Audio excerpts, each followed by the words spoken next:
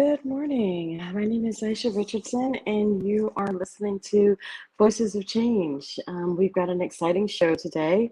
We're going to be hearing from John Dodds from the Philadelphia Unemployment Project, and we're also going to be talking about current events, what's in the news today. So sit back and, hope you enjoy the show. Again, my name is Aissia Richardson, and you're listening to Voices of Change. Here at Voices of Change, we try to present information that viewers can use, listeners can use about their daily life and making sure that they are accessing resources that are available for them to live a happy and productive life, and also making sure that we can share information that folks need to be able to help their families as well. So today we're going to be talking about mortgage foreclosure and preventing mortgage foreclosure.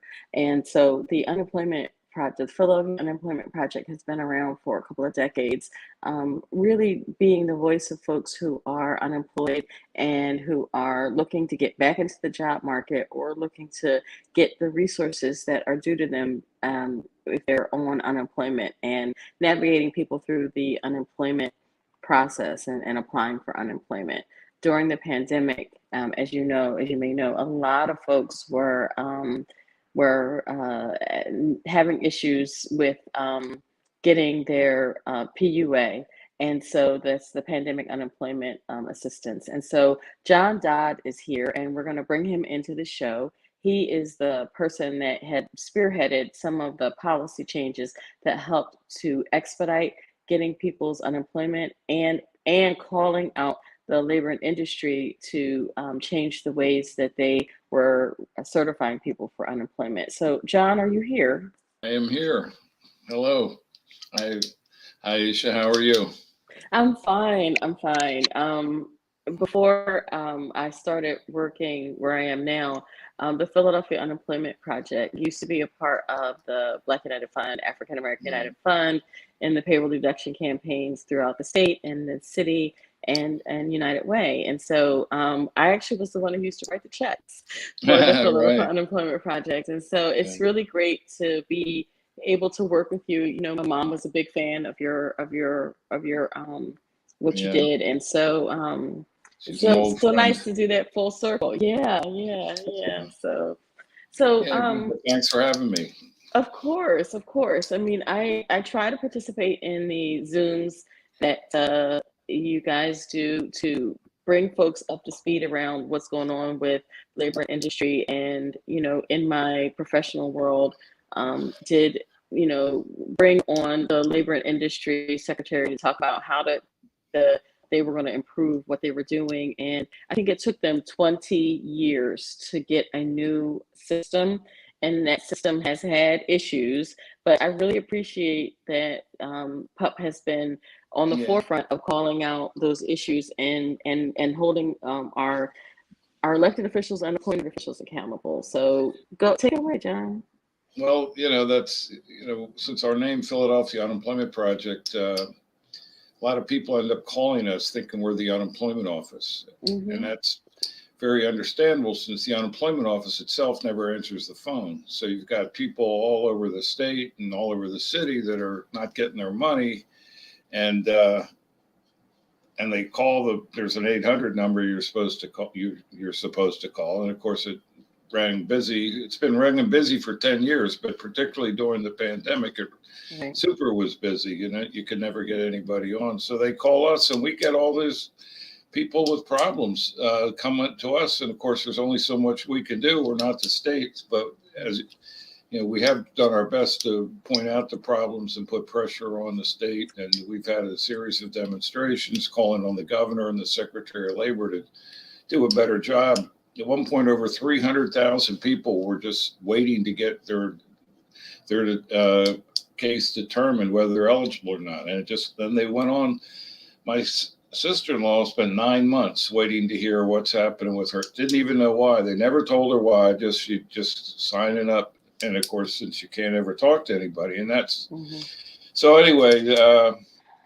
we have done a lot of work in that area, and unfortunately, it's still a problem. And they've ended the federal assistance. They cut over 450,000 people had their PUA and their extended benefits cut, and so you'd think they'd be able to catch up with so many less people, and yet still we've got a lot of people. There's kind of glitches in the new system, has glitches in it. There's this thing called ID Me, which is a major problem. As you can see our page, anybody who has a problem, we have a form on our webpage. Are your unemployment payments delayed? Fill out this form, and we encourage it. And we take that and we send it to the state directly to try to, for people who can't get through. We have a back channel where they will take a look at the situation if you want to, if you're worried about your unemployment. But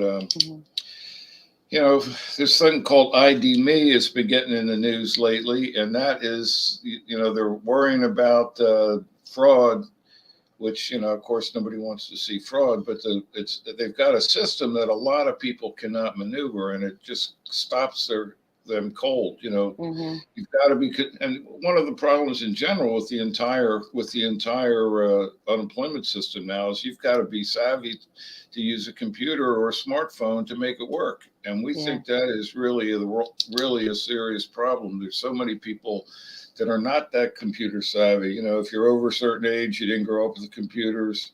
If you don't have that much money, you may not have a smartphone, and you may not have access to computer. And a lot of those folks are not able to access the system. And this is a basic safety net. You can see, us protesting that, the free our benefits. I mean, that's the problem. We have so many people that have not been able to get benefits. And unfortunately, there's still people that are not getting benefits to this day.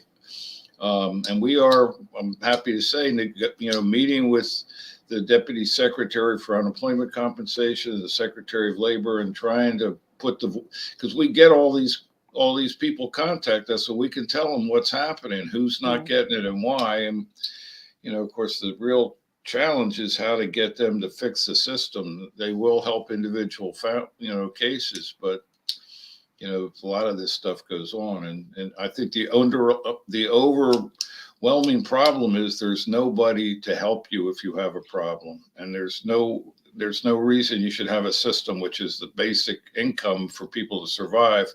And if anything goes wrong, you can't get any help from anybody. And not any, but if you're going to get it, it's going to take weeks, and you go without income for weeks and months. And so that's something I think we have to look at as a state, and I guess even as a country, is can we just move everything into computers and think that people are going to be able to apply for benefits and get them? I don't think that's going to work. I think we're leaving out a big segment of the population that's not really computer or tech savvy. And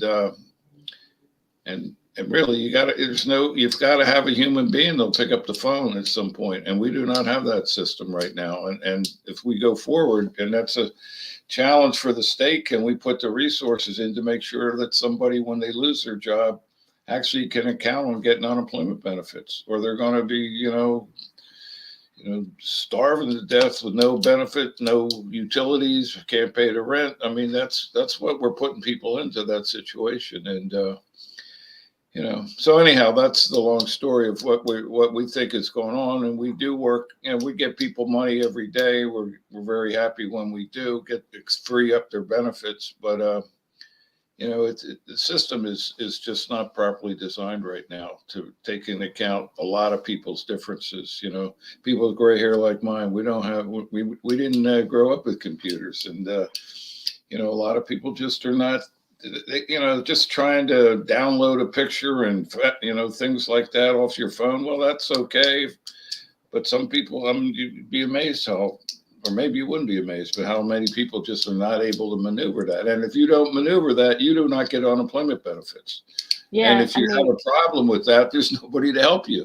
So what kind of system is that? I mean, it's really insane that we're building a system like that leaves out, once again, a large segment of the population, and people are paying the price. I mean, we got a guy the other day that's getting evicted we finally got him his back money. I guess his eviction's off, but he was going to be out in the street because he was eligible for benefits, but things got screwed up. He couldn't get any help, couldn't pay. You know, he was ticketed to be out, and like fortunately we were able to help him get his money before that happened, and he was able to straighten it out. But you know, that's happening all over the state, and it's really happening all over the country. I think somehow we're forgetting about where people are actually coming from and say this is what they should do if they just do this and this without any awareness. Well, maybe everybody isn't really set up to do what you're expecting them to do. The system should be set up so to serves the people, not the people set up so it serves the system. And I think that's what they're going for, and it's an error. So that's one thing we work on, and with the help of Senator Street and others, we're hoping that we can make that case that you've got to look at this a little differently than what they're trying to. And we might even have to put some state resources into increasing staffing so that the phones can get answered and people can get human assistance, Yeah, I mean, I think that we have state offices that are set up to do other things for labor industry, like the earn centers. So it should be a no-brainer to have the earn centers be a site to help facilitate so that someone is actually there on site to upload people's Right. paperwork. I know that we've in the office we've dealt with people who have had issues uploading their documents to ID Me, and then we've uploaded them and sent them directly to our legislative liaisons at Labor and Industry. And so yeah, just on my other hat, the senator's office never closed. We were open. We were dealing with PUA cases from Ohio. I mean, people were calling in from all over the state to be able to get to Pennsylvania Labor and Industry. And we had like literally thousands of people that we were helping. I know, it's incredible how many people. It was. And each time somebody would call us and we would facilitate, and then a few weeks later, there would be some kind of glitch and they would call us and we would have to do the same facilitation. And so yeah, I mean, and sometimes it was because they couldn't get a determination letter, they were reapplying, and then that was causing a backlog, right? And so it was a very stressful and trying time, and we did our best, and people were, like you said, very people were desperate. People were really desperate. And so, and then, right. Yeah. And then we were also dealing with the fraud issues. And so right now, what's going on is that people are starting to get 1099s for unemployment that they never applied for. So now we're dealing with that. So it's, right. It's complicated. I think that had they had, in-face or, some kind of office where people could go to, then that would help to alleviate some of that. But it was a very it still continues to be. Still is, yeah. Unfortunately, it's not as many people involved, but lots of people are jammed up even now. But actually, one of the things that we have is career links all over the state, and there is now finally some human interaction you can have. So if you're having a problem with the ID Me and that's to maybe verify your identity, you've got to have a picture, you've got to show IDs, you've got to get it into the computer, you got to get to Harrisburg. But if you can't manage that, you can go to the career links, and there's 4 of them in Philadelphia. Now we've been hearing from career link staff that they're not properly trained, that they're being overwhelmed and so forth. But that's a perfect spot to really be putting unemployment compensation staff to help people directly, rather than just leave them high and dry. So if you have a problem with your ID Me, you can go to the local career link and they will assist you in person, which that's the only place I know of in the whole state that you could get help directly. And now that, unfortunately, they won't help you with other problems, and but the ID Me issue is one that they will help you with. And also our organization, we will help you too as best we can. If you need help, Philadelphia Unemployment Project will give you a hand in at least we will send your information to Harrisburg, just like, Mm-hmm. Senator Streets, the different legislative offices do. Mm-hmm. Sometimes it works, and unfortunately, a lot of times, even when you send it up, people are still sitting there, with no benefits. And Yeah.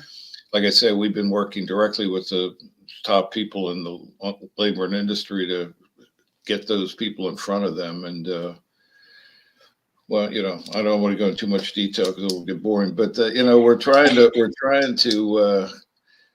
What we don't want to do is help. All right, here's Harry. He needs help. We'll get him help. But if there's a system problem, there's a lot of Harrys out there that are getting screwed up, and they got to fix the system, not just fix Right. Harry. Because Right. when And so, right. we only see the tip of the iceberg if they call us, and because most people don't call us, but a lot of people do. So the ones that don't, I don't know what they're doing. They're just lies of quiet desperation, as they say, that, you got you don't have a job, you don't have an income, there's nobody to talk to, you don't know what you're going to do, and that's stressful enough to be out of work. And then you add in the fact that your income is just disappeared with no Mm-hmm. explanation and no way to find out. Once again, I'm repeating myself, but it's an amazing that we would have a major program that's basically the safety net for working people. As you're all people at work, you don't get unemployment unless you worked and you left your job for good cause, and there's no way to access it for so many people. And there's no way to, if there's a problem. And sometimes people make mistakes. Sometimes the system has a glitch. Either way, there's nobody to fix it for you, and without a very long delay, So anyway, maybe someday it'll be better. And like you say, the Earn Centers, the Career Links, if they had human beings there that you go and talk to, I think that would be a major step in the right direction. Yeah, I mean, so the career links and the earn centers, those places that are also, receiving state resources, are dealing with people who are either getting back into the workplace or just out of the workplace. It's a natural, I think it's a natural, it's a natural fit. So, because there used to be UC centers across the state, and then they started closing them down, and then it was and then with the pandemic, people just they haven't been in. So, but I think that this again is a systemic issue, and I look forward to continuing to work with PUP to be able to address some of the systemic issues so that we can deal with this, not just for the Harrys or the Exactly.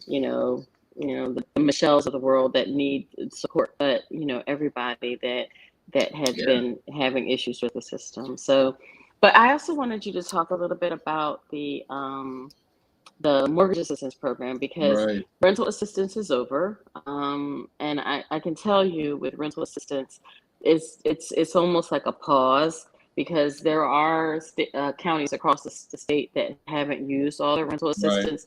So there is going to be a reallocation process. But of course, people don't want to lose their money. So, but there are counties that received it that essentially didn't need it. So, so the rental assistance was really helpful in helping folks that couldn't get the unemployment, to be able to pay their rent. And so, but there were glitches in that system as well, because again, everything was done online. There wasn't a person that you could go to talk to if you had an issue. And if you weren't savvy, if you weren't internet savvy, then it was difficult for you to access that program as well. But now we've got the resources that the Pennsylvania Housing Finance Authority has, and so they're going to be doing the mortgage assistance application. So I just wanted you to talk a little bit about the mortgage assistance and what like how is PUP doing work with folks who are in crisis with their mortgages. Well, we have 4 housing counselors at PUP, and we work with people facing mortgage problems, and there is a wonderful program in Philadelphia called the diversion program, where they can't. The old days, if you couldn't pay your mortgage, they would file a foreclosure, and you go in front of the judge, and all the judge want to know is you have all the money you owed, and if you said no, boom, you're going to lose your house. Now we have called the diversion program, where they have to go into a mediation process between the homeowner and the bank and their lawyer, and try to work out an affordable payment agreement. So that's one thing we have in Philadelphia, which came out of the last recession, the Great Recession. That program emerged. But on top of that, we've now got the Homeowner Assistance Fund, which has just started February 1st. And in Pennsylvania, we have $350 million to help people pay their mortgages. And it's up to $30,000 to pay back mortgage. And if you're behind on your taxes, real estate taxes, and your utilities, you can get help for that. And it's a really good program. You can get up to $5,000 on your back taxes. You can get money on if your homeowners insurance is paid up, you can help you with that. They'll pay for utilities. If you can't pay your mortgage, you're probably behind on other things. So, but for a total of $30,000 you can get, and it's a grant program. You don't have to pay it back. So it's really designed to help people that got caught up in the COVID, in the pandemic and lost their income because of that. And that's one of the requirements, is that something happened during from March. It's really from January 2020 on, you've had to have a problem. Your income has got to be reduced due to COVID. And, or it could even be, you could have been behind them, but if the COVID exacerbated your problem or made it worse, you can qualify. So it's a good program. You can apply very easily. Let me say very easily. Here I am again with get online. You can go online, or there are housing counselors all over the city, including the Philadelphia Unemployment Project, where we will assist you with making an application for the Homeowner Assistance Fund. And, that's something that you can do. You can see our numbers up there, our contacts with the housing counselors and so forth, where you can, Adam and Thurston and Ryan and Laura, they're all folks that will help you, put you in the best spot. And like I say, and the other thing, even for the rental, there's a rental diversion program too. Now, as Aissia said, the money ran out, or for at least temporarily. But we're actually getting agreements. I've just talked to one of my counselors yesterday. He said he was getting a lot of agreements between the landlord and the tenants. Rather than just go for eviction, they're working out payment plans. Before, they were all getting the money from the rental assistance. Now that that's out, there's a process where they also have to negotiate. So, unfortunately, the landlord doesn't have to agree, but it does seem to be doing some good, that people are going to stay. So the point is, we've got counselors that will help you with that at our office, and there are many other ones in the city. You can look up a Department of Housing, OHDC, Office of Housing Community Development, has a list of all of the housing counseling agencies where they have it's all nonprofit. They're all HUD certified, and they're designed to keep you from losing your apartment or losing your house. And so if you need that help, you can get it. It's out there. And this is by far the most money that's ever come to the state to help with mortgages, far and away the most money. And, it's exciting, and we'll see how long it lasts, and we're hoping they're not going to tie it up with red tape in applying too. There's a little on the page, the program launched February 1st. And, there was a program in 2020, which was a PMAP, Pennsylvania Mortgage Assistance Program. And they had so much red tape in it that half the money never got spent. And right. That's a big frustration. And we've been trying to make sure that doesn't happen with this Homeowner Assistance Fund money, that they don't tie it up with red tape. And we're feeling like it. We're watching it as an agency. We have a statewide coalition called the Pennsylvania Save Our Homes Coalition that's made up of housing groups, and we're trying to make sure that there's not a lot of red tape and unnecessary bureaucracy. So you can get it. And like I said, and the income levels, I guess I've got them here. So for who's eligible? So family of four can make up to $141,000 and be eligible for the mortgage assistance program. Single person, $99,250. So, you know, you can be back on your feet and be working, but you got behind, and you haven't caught up. So and you can qualify. One of the things I guess I want to add that what during the pandemic, the government required mortgage companies to allow people to be in forbearance agreements, meaning you don't have to pay. We're going to let you ride. Problem is you still owe the money. So if you got 9 months behind and now you're back on your feet, they can ask for that whole 9 months. And obviously most people are not going to have 9 months of mortgage sitting in the bank. This is a perfect follow-up, which is this homeowner assistance fund. They would pay that 9 months for you.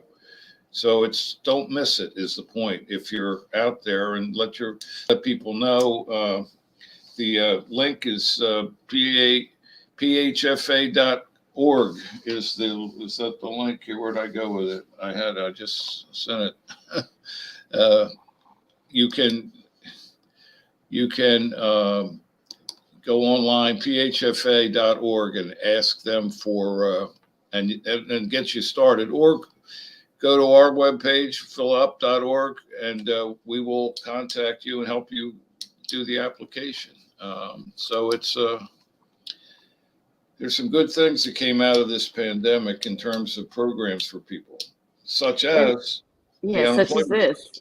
Yeah, and you know, and I want to commend the PUP for doing the education with the elected officials around this issue and making sure that this program was broadening out to the housing counseling agencies and not just sitting at PHFA, because that was the issue, that PHFA wasn't doing such a good job, you know, managing this. And so, you know, that I always say to folks who come into the office, if you're not saying, ow, this hurts, we don't know to help you. And so I think that, you know, this issue of the advocacy and making sure that folks are educated about what's going on yields results, right? So that to me means that we can be effective in helping the people who need it the most. And this was really important, and I'm so glad that you're able to get on the show. We had to cancel last week because of the storm, but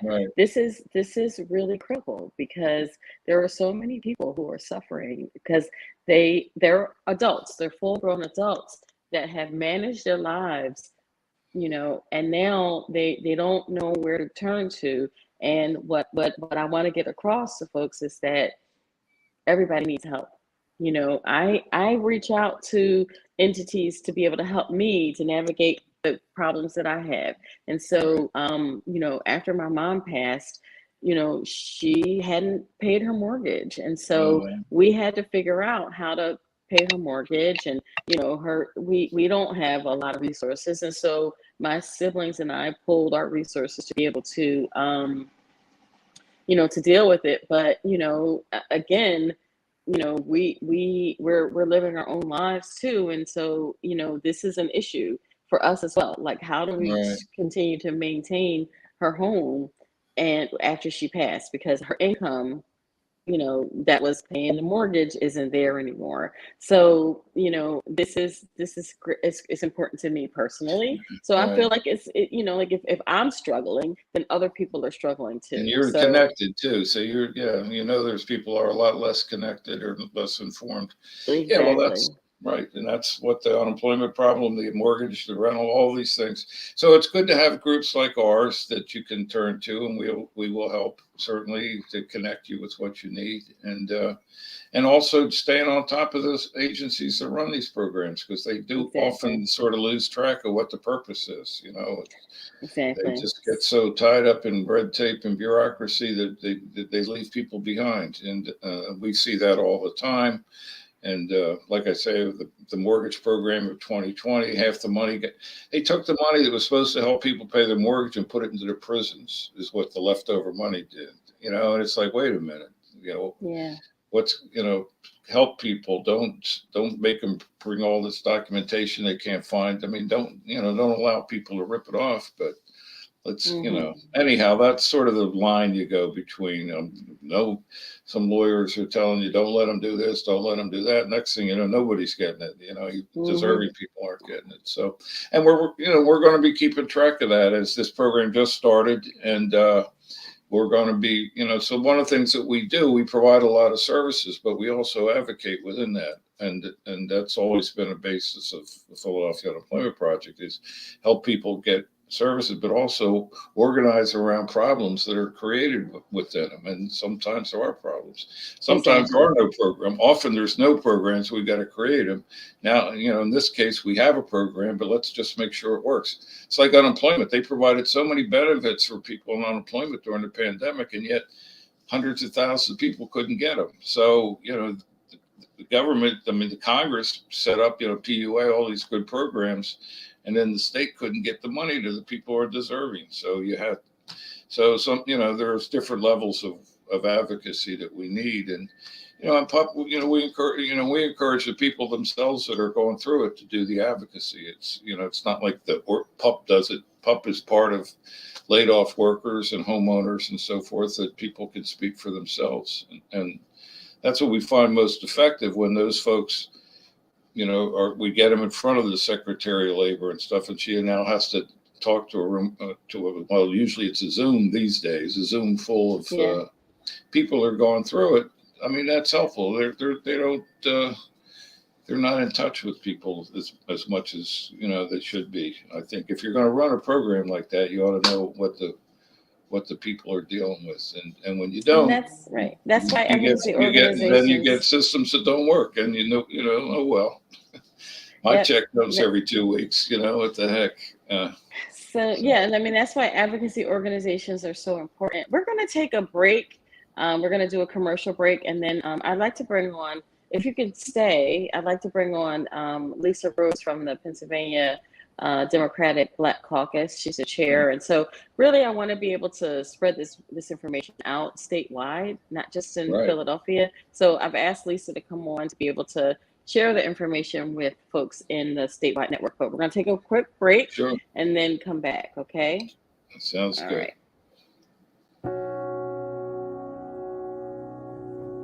Do you remember our first group photo? This is it. Smiles all around, even though we were all nervous. Who could have imagined that our first weekend together would soon turn into a lifetime of memories? You're an amazing young man. Your brothers and sisters really look up to you. They're a big brother. It's so cool to watch the adult that you've become, and you really have done as much for us as you think we've done for you. It took 20 years, and I got my third child, who was 17 at the time. There's so many rewards in life. You coming into our home was one of the greatest rewards we could have ever had. I ain't never felt so much love before in my life.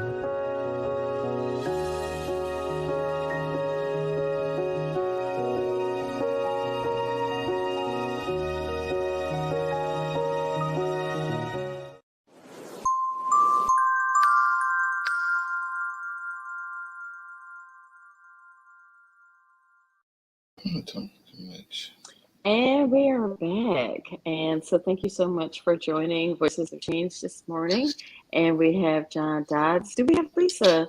Lisa in the show, was she able to join us?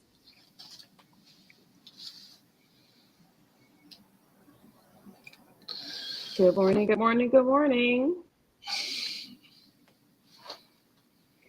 Well, if we've got Lisa, maybe she there might be some technical difficulties, but again, we've got John Dodd from the Philadelphia Unemployment Project, and we're talking about the programs that are being made available, and really because of the stimulus money that came down from the federal government due to the COVID-19 pandemic. And clearly we're not out of the pandemic. I think that we're going to be living with this issue for quite a while. Until we can develop that herd immunity, and or folks get vaccinated who are able to. I mean, we had the flu pandemic at the turn of the century, and we still live with the flu. and unfortunately, people still die from the flu. But we're probably going to be in, just like we have flu season, we're going to have COVID season, and so we're just going to have to continue to mask up and social distance, and just be careful, as we are going about our daily routines to be able to deal with the issues of the pandemic. The what we got the infrastructure bill. The infrastructure bill is going to be up and running to deal with our crumbling infrastructure. We had a bridge collapse in Pittsburgh the same day that our president was going to talk and unveil the resources that Pittsburgh was going to receive regarding the infrastructure bill. And so we know we have a lot of crumbling infrastructure. We also know we need to be able to create the skill sets for people to maintain our crumbling infrastructure. And so I believe that we need to bring shop back into our public schools. We need to have I think I was probably one of the last classes when I graduated from high school in 1984 that had sewing, home economics, wood shop, metal shop, and typing. So I got that generalist sort of education. My mother used to always say that I was a generalist. I know a little bit about a lot of stuff. And so, but this issue with our infrastructure, because our baby boomers are retiring, there is a knowledge gap, and we don't have the kind of skill sets that folks need. There was a job fair a couple days ago, and 60 people showed up for a construction job fair. And of the 60 people that showed who were ready to work, ready, willing, and able to work, only 7 had the requirements that were needed. They needed the OSHA requirements. They needed certain skill sets, and there were only 7 people that actually got through. And so that's also an issue too. I think that is an issue that we need to look at in terms of training and making sure that we're providing training opportunities for folks to be able to do the maintenance of our roads and bridges. And our roads in Philadelphia are terrible. I mean, there are potholes everywhere. And so this is like an emerging issue. We're gonna, the issue. There's a lot of jobs that are available, but we just don't have the people, that have the skill sets, potentially to do them. So, as hopefully we'll get Build Back Better, and we'll be able to get the resources that we need to be able to get our housing stock up and running. We have 70,000 units of affordable housing that we need to be able to satisfy everybody that needs it. And that is like a critical issue. Our office continues to get folks who are coming in looking for affordable housing, and it is heartbreaking. It is heartbreaking. I read an article the other day about rents in Philadelphia going up 40%. So, so we have folks that are in crisis. We have, folks that are potentially losing their homes. We had the fire in Fairmount where people were, families were tripling up in order to be able to have affordable housing. And so that is like our next big crisis. But this mortgage assistance program, I think, is one that we can direct people to be able to help people maintain the wealth in their communities. So I want to say thanks to John to be, and Philadelphia Unemployment Project, and that Save Our Homes advocacy group that really was on the forefront of making sure that we get first-time home buyers grants, and we get the resources that people need to be able to, age with dignity and live with dignity in their own communities. So there's another program that we're, since we've got a little time, that we operate. One of the big problems is a lot of work is available in the suburbs and better paying work, and the tremendous percentage of Philadelphia residents do not have personal cars, and most of those jobs are not accessible by SEPTA. And we've been able to get a small program through PennDOT to provide minivans for people to carpool to work in the suburbs. And since in the last recent period, the wages have really gone up in those jobs. So Mm-hmm. So we've got a lot of people going to jobs that paying like 18 to 20, $22 an hour that they couldn't get to on SEPTA. So, and that's something that we're trying to expand right now, that where we provide a minivan, somebody drives, picks up the people, they get to keep the minivan, 24/7 and get, if they work in the job. And we think that's a big issue, is that wages are higher in the suburbs. People in the inner city very often can't get to them. And SEPTA is not able to provide bus service all over, the Delaware Valley. It's just not feasible. So we think it makes sense to provide vehicles to people. They can drive together to those jobs. And we're looking for city government to try to put some resources into that, to expand it. So, because if you get people a $20 an hour job, then the rental issue is not so extreme, and the mortgage issue. And if you don't have a job or a good job, then that's when affordable housing, isn't affordable. It doesn't exist. Right. So that's a program called Commuter Options that we've been running for a while, and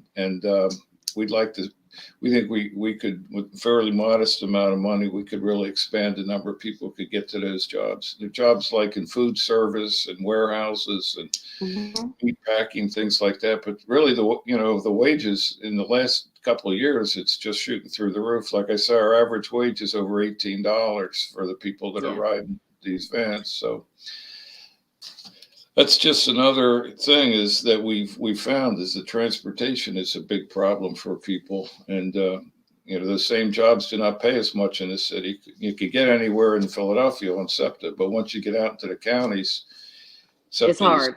It's almost, a lot of these places, absolutely not even hard. It's just impossible unless you're going to walk 5 miles, so, and even, and if you can get to them, they'll take a couple hours each way, it's just not convenient. So we think it's a kind of concept that ought to be expanded, whether we do it or SEPTA does it. People they need to get to work. They need to get home. They don't need to be buses going back and forth all day long. They just need to get to work. Exactly. That for those various shifts. And that's a lot cheaper than out to Clemens. Yeah, out to Clemens, out to Northeast Builders, out to, I know there's a fish factory in New Jersey that provides transportation to folks. And these places hire formerly convicted folks. So, and they're, they're livable wages, but people can't get to them. And so I know Jev's has a program, a transportation program as well. I'd like to talk to you offline about that. Maybe I'll give you a call, give you a follow-up call about how do we adequately use our transportation dollars to make sure that, because SEPTA was created on that wheel and spoke. It was people were trying to get from the suburbs out into the city because that's where the jobs were. And now it's the opposite. And it's not a spoke anymore. It's like all of these tangents. So I think that is, I served on the Citizen Advisory Committee for about 8 years. So I'm a little bit of a transit geek. So So, in helping people, you get information about what is available in other counties. And so in Lawrence County, where they don't have public transportation, their transportation dollars go to help people buy cars. Right. So their transportation dollars, you can get that's right on the country, right? In the country, you can get to $2,000 to help you buy a car, and they also help you fix your car too.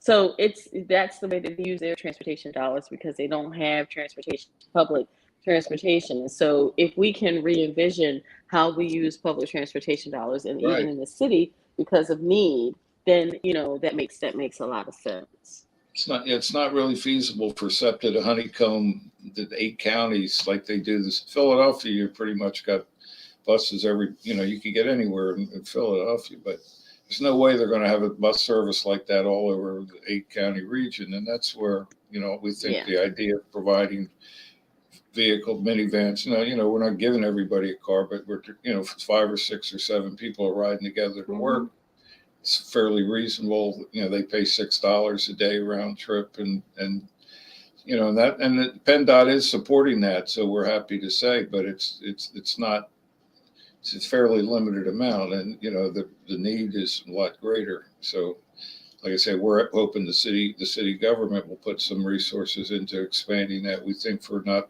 we could triple the number of people going to these, halfway decent paying jobs. Not that you get rich, but if you make $18 to $20, you're starting to get your head above water anyhow. And so that's we should talk about it. But we think, we've done some research, and that you said exactly right. The whole system was designed to bring everybody into the city, and now it's the same system they had in 1950 is today.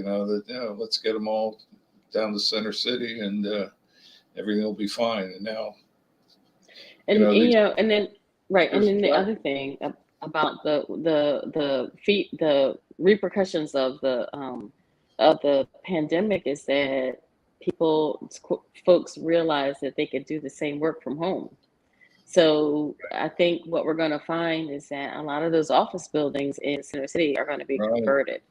They're either going to be converted to housing, or they're going to be converted to maker spaces, something that is totally different from what we have been traditionally used to. So you can see it now that you don't see people a lot walking. The used to be a rush hour, and you don't see that in Center City anymore. And so it's I think that we've got some new normals that we have to deal with. And I don't think that I used to sit on the Delaware Valley Regional Planning Commission Citizen Advisory Committee too, and they used to do these future forecasts for freight, or future forecasts for what our region would be like. And this was never, like, dealing with a pandemic was never part of their future forecast. So dealing with natural disasters, things like that, but not this.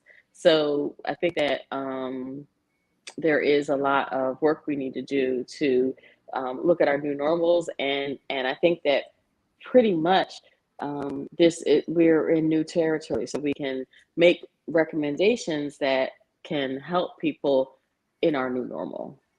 Yeah, well, that's we got to keep it moving. I mean, it doesn't. The world doesn't stand still, does it? So. Anyhow, that's just something that we're hoping to expand in the period ahead. That at least it's for some segment of the population. And we see there's giant industrial parks out there, and they're just screaming for people. And we got a pretty large population in the city that needs those kind of jobs. So if we can get them there, I mean, that's a step in the right direction. I mean. Might be if there's good jobs, like I say, affordable housing becomes a little less of a problem if people can afford what's existing. Now that's not to say that we don't have all kind of trends that are going crazy and gentrification and so forth, but So anyhow, that's something else that we're involved with and hoping to do better for people in a period ahead. So.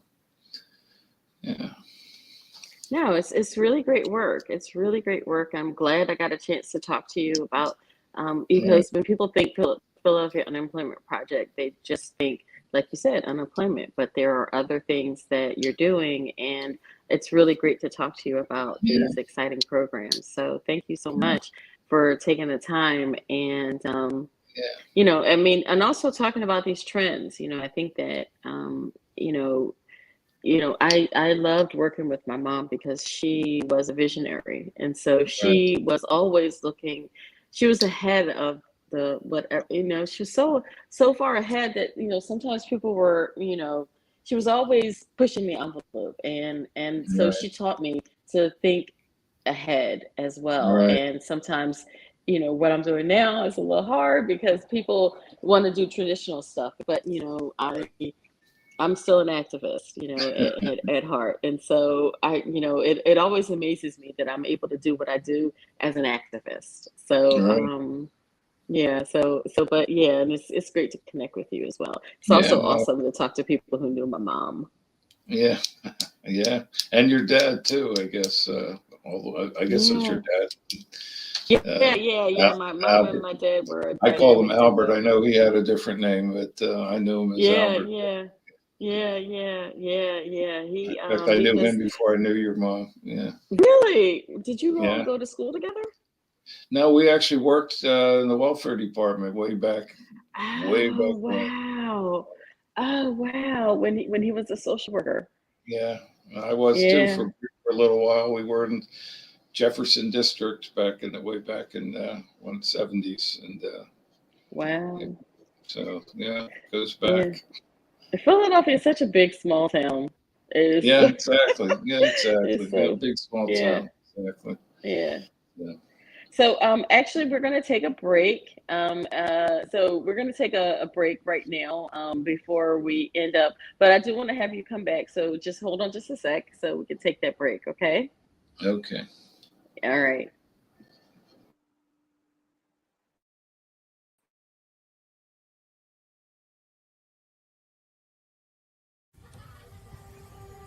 Owen, let's talk for a second. Hi, Ellen. Come on in. When you came into my life, it was a whirlwind. I just can't do it. It'll come to you. It won't. We had a lot to learn about each other. A lot. Hey, looks good. Things were changing so quickly. We didn't know what the future would hold. Any of us. I just wish we were at home now. But we knew you would always be a part of it. Adopting you was the best decision in our life. And I am so proud to call you my son.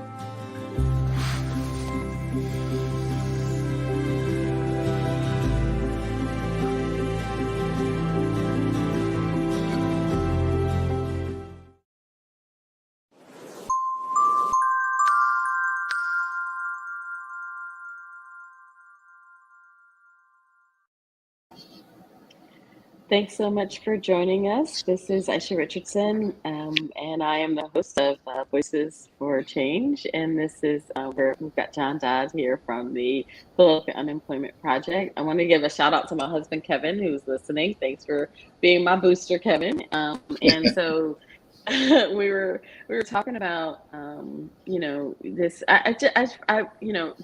Just to go back over to talk about being the social worker and. It's interesting the amount of advocates that you have who, are social workers and that need to be able to know what's wrong in the system and then help people to navigate it, but also to advocate for corrections in the system.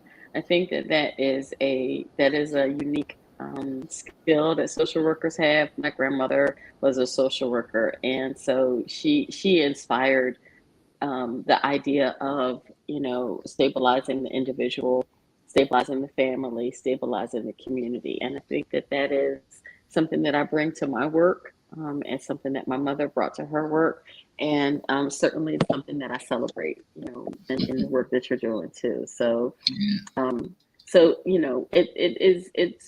you know I this program, the mortgage assistance program, it's important for people to access it because it's needed. But the other thing is that, when you think of taxes and you think of the bucket that you pour into, taxes are like a bucket. You pour into it, it should pour back out for you. So this is not free money. This is your tax money, right? This is individuals' tax money going back to be able to help them to stabilize themselves. So it's not like, it's not, people deserve this. You earn this. You earn the ability to be able to access resources that can help you stabilize. Right. And obviously what happened with the pandemic was not anybody's fault. It's just, it sort of just like washed over us. And the theory is that you're not going to let this disrupt all over the country.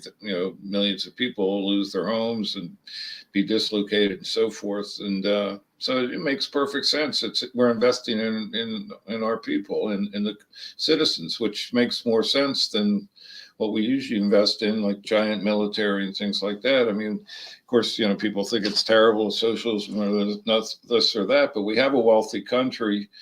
And when there's problems, it seems to me to make sense to use the resources to keep the citizens doing well and not allow them to, and that's all these economic dislocations. It's really important that we assist people through them so they get back to normal. So that's what we had. We had a dislocation and nothing was normal about it.